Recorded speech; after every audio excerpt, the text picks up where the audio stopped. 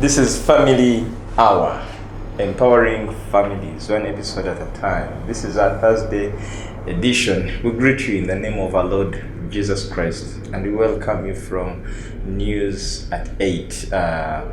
We are looking at sacrificial acts in effective leadership.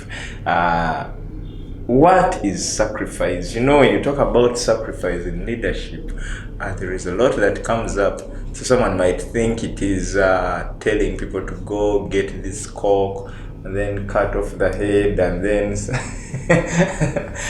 all that. So someone would really think about that, especially someone who is not godly. But we are looking at sacrifice, leadership and sacrifice. What and how important is this sacrifice in leadership, and at what level can you take sacrifice? Well, Edrinos Mkalas is my name, and with us is this person who has been away for some time. So perhaps she'll tell us why she had deserted us, but also in a special way, how I wish my voice was a good one. I would have sang you a birthday song. You should sing me a birthday song. Okay. Happy birthday to you. Are you already laughing at my voice? I think that should be accompanied with flowers. Okay. They will come after the show. Na ye birthday girl fala Molina. So everything else can wait. Then it's a pleasure having you this year. It is good to be back. Yeah. How I wish it was still January and I say Happy New Year. And you say Happy New Year? No, it's okay. You know, New Year runs up to a couple of days after New Year. I think about 6 days and then it's done. So people who still say Happy New Year on January 31st have really missed the point. But you can, since you have not seen me since then, you can as well say Happy New Year. Happy New Year. Well, also my birthday is a New Year. So okay. By the way, Year. What a coincidence. Happy New Year. Thank you. Thank you. I do appreciate it. And how have you been? I've been well. I think the year started off quite busy. Okay. There were so many things to accomplish. There still are so many things to accomplish. I'm wondering what has happened to 2024. You know, as I entered into the year, I said, this is my year. I had no idea it was going to be this busy. And from 1st Jan to date, I have been running full throttle.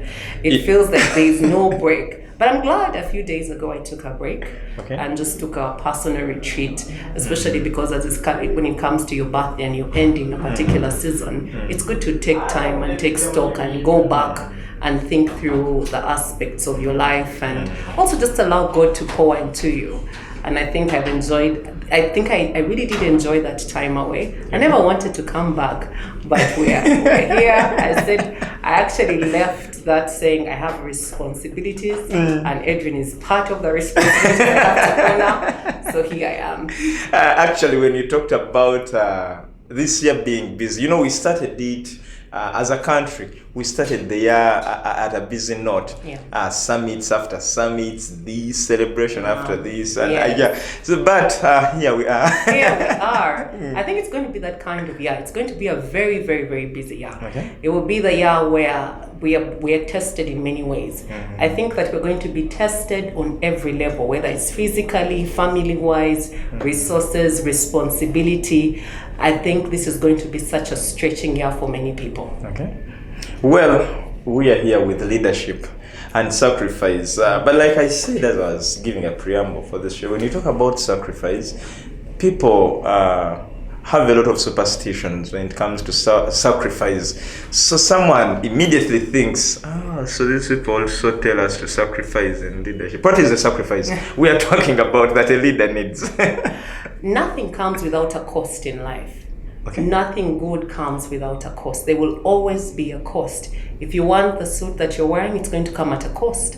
If you want a position, a friendship, a relationship, it will come at a cost. And so leadership also comes at a cost. To become a truly effective leader, you must be willing to pay the price for leadership success. Because for you to stand out and leave a legacy one that is one that everybody looks up to, or that you want the world to remember after, you will have to go through a process of sacrifice. You have to be willing to sacrifice your own needs for the good of others.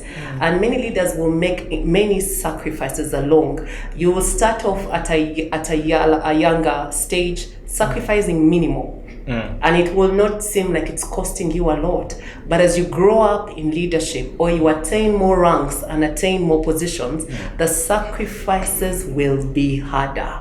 And so sacrifice means to let go of your own needs and to do it for the good of others. To let go of sometimes of your own opinion so that the vision of the entity or the mission and values are esteemed above it. Every time you come to a place where there's a difference between your personal needs and the needs of an entity or the place that you say you are leading, you have to step back and say, what is the best thing that can happen for everybody else to proceed and to come out the best way that they know how. And so a leader in that instance has to say, caring for others is above anything that you expect. Laying down your life for others is what you truly expect. The greatest leadership is a sacrificial leadership. And so we know that because the Bible tells us to lead like Jesus. To lead like Jesus means to lay down your life. And then there's also one gender, they say you have to lay down your life for the other. But and that comes with the position of leadership. Because the very fact that you were put in the place of leadership means that the one thing you're going to do as you grow in that journey is to lay down your life and allow the rest to go on and to succeed. It doesn't mean neglect yourself.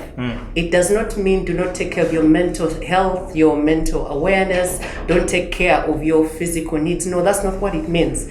It means that every time there is something that you would want to choose over the people, the vision, and the different things, make the choice to say that their view and their value matters. Caring for them matters. Walking with them matters. Their well-being matters in every area.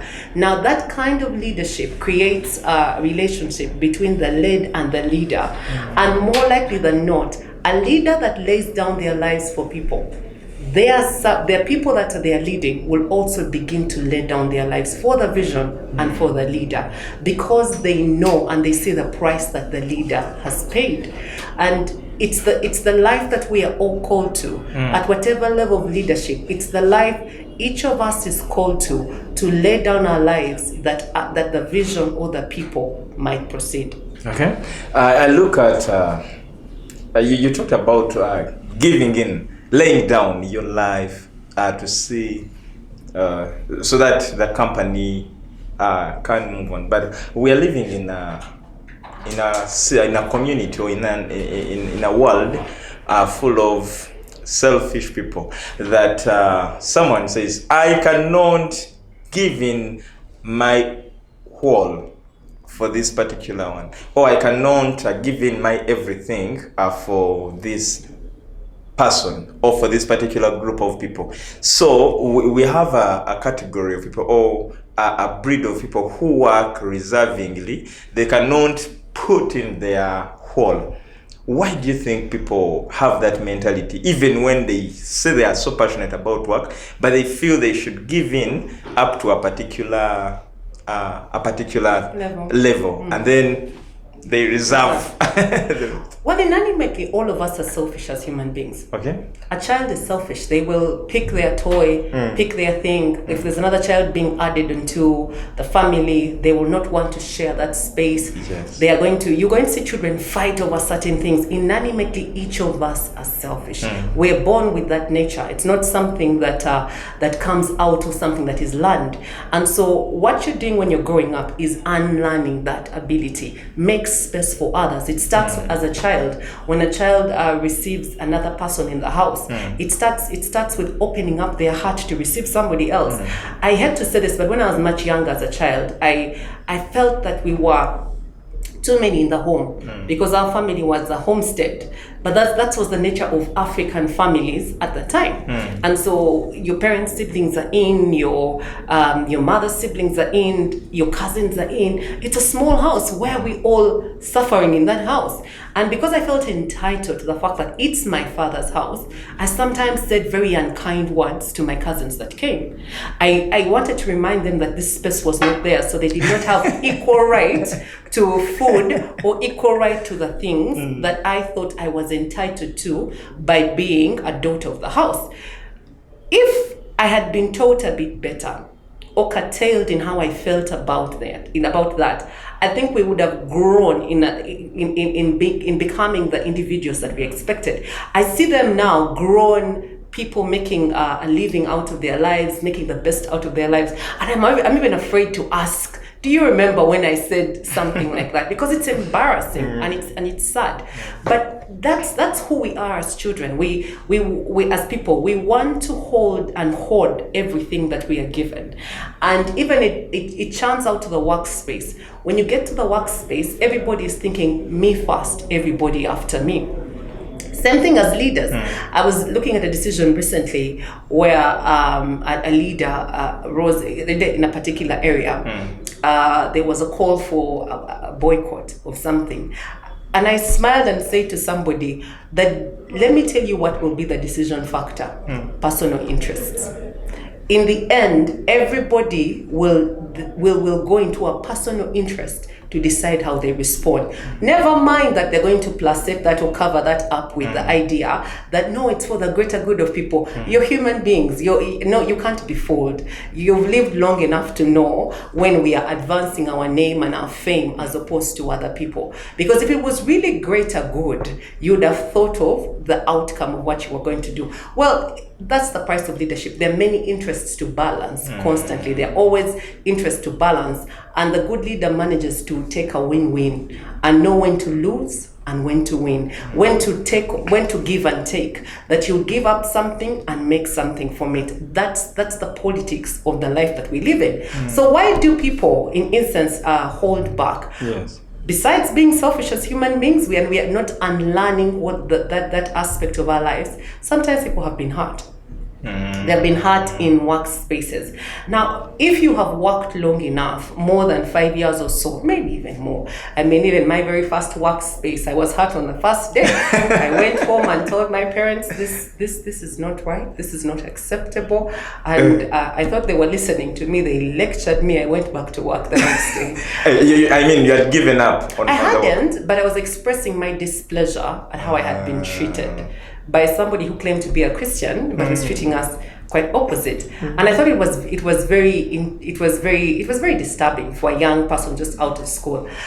Over the years, this person has no idea, but I still remember. Every time I greet them, it's at the back of my mind.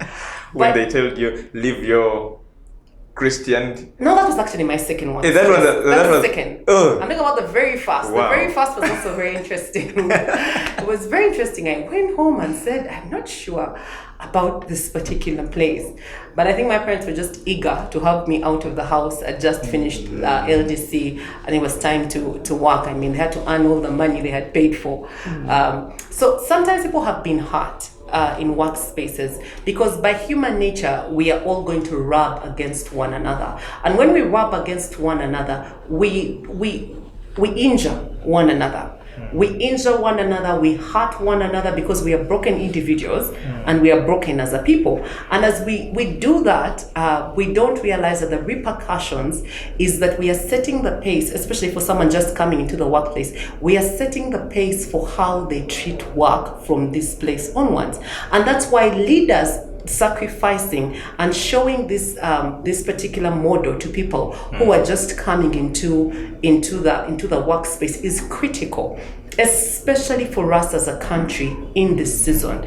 People need more leaders that are actually sacrificing their own need for the greater good of the nation. We need more leaders that are laying down their lives in entities, in their homes, in their companies, in their NGOs, in their parastatals, in the government as a whole, for us to go forward as a country. But even those that have been hurt, it's just your coping mechanism for how you think that you can deal with work. But if you embrace certain things such as counseling, peer groups at work, and all these other things that can help you get over that trauma, I think it is good for you to learn and to advance, especially in your career. Okay. There is something you talked about as we are starting. You talked about Jesus as one of the examples we can look back to as we look at people who really sacrificed, and the result was positive.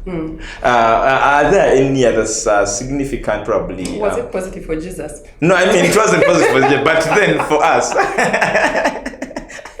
Yeah, I mean, are there some other personalities we can look out for? Because we want to make someone think that they're not really doing something new. It is something that others have tried, or something people have done, and this is the result. The example I have might earn me some problems, but it might get me. But I'll try and give it in a way that's understandable.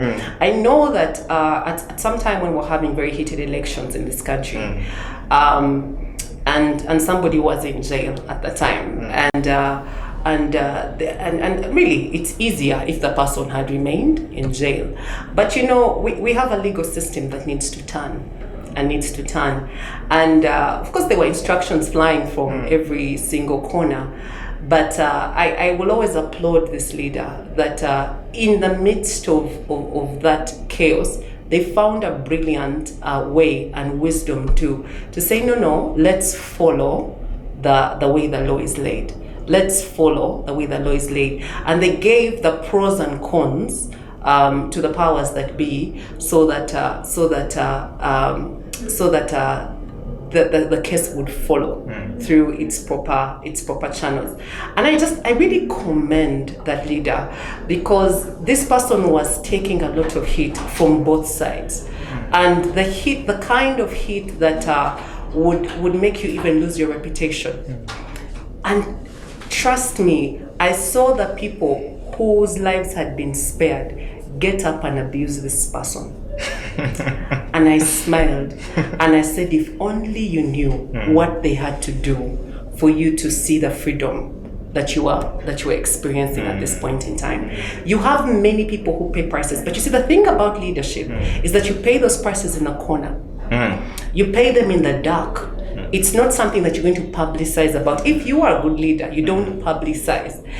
In COVID, there are people who I know who took pay cuts as a leadership so that some people would retain their jobs.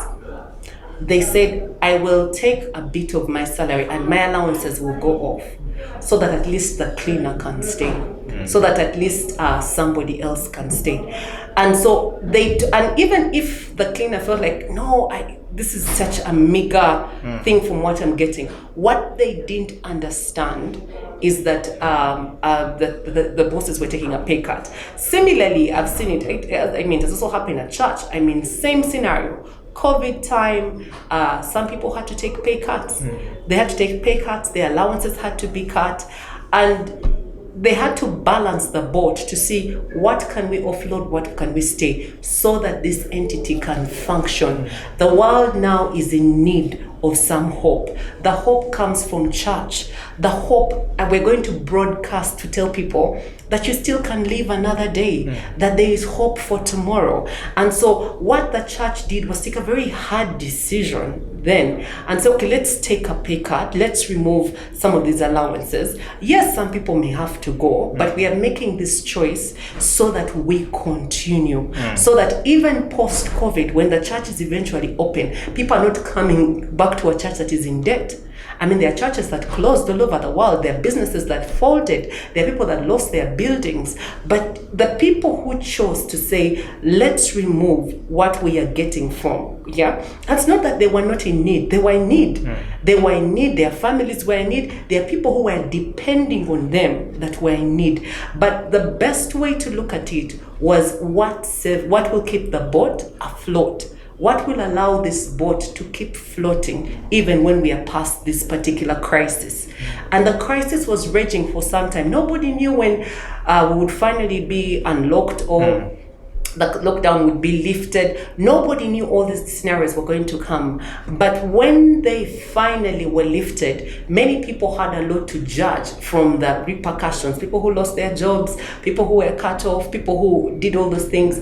But what they don't realize is behind all that, the leaders were sitting in books, cutting numbers. We are not getting money in. We are not having income in. We still have to retain a building. How much of the building can we retain? Do we remove staff? There are people who had so many staff and they paid them even without them working during lockdown. So those are sacrifices that leaders make. Some of the leaders even chose not to take what you call their own salary. They gave up their allowances, they gave up a few things. Some of them just took stipends so that their other people, so that the cleaner who was at home could have something more, so that the gate man could have something more, so that somebody else at a lower position could have something more. It's the scenario that every leader has to go through. You will make those prices and those sacrifices in the secret. But when you come out, you will expect to be rewarded and people giving you a hand clap, and no one is going to. People will not give it to you. One, they don't know the cost. Okay. They don't know the price. And they're judging their decision as people who are watching a match, judging the people who are playing in the field. I mean, the best football analysts are seated in the bleachers. They're seated up there. Yes. But the coach, Champions League the is coach already is on hand. suffering. The coach is suffering trying to make this. But they're also the men in the arena that are trying to get that goal, that are trying to move that ball forward, that know they could be beaten, physically and even harmed if they don't make this count. People are very emotional about men running after a ball. They are very emotional about it. They have invested their emotion, their time, their merchandise. They have invested everything in this moment. And yet they comment from an eye view that is just at the top. They were not there for the training. They were not there for the... Nobody knows how the pitch is made. Nobody understands what it has taken the team to get here. The team doctors are working with people. Nobody understands that. But according to them, Arsenal should have done better. Man, you should have done better. Uganda Cranes should have done better. All these things, Masasa Cup, everything should have done better. But you see, the leader has to learn that your sacrifices that you make will be in the secret. They will be costly and they would be high. But don't expect a hand clap from the world. Don't expect it. The few who get to know will admire you. But eventually, as people see it and it's revealed, because something that is good cannot be hidden forever. Eventually, they will begin to honor you for it. And they themselves in return will lay down their lives. Well, we are taking a short commercial break. When we return, we are going to look at how this sacrifice now contributes to the development of trust and loyalty in the organization. Please stick with us.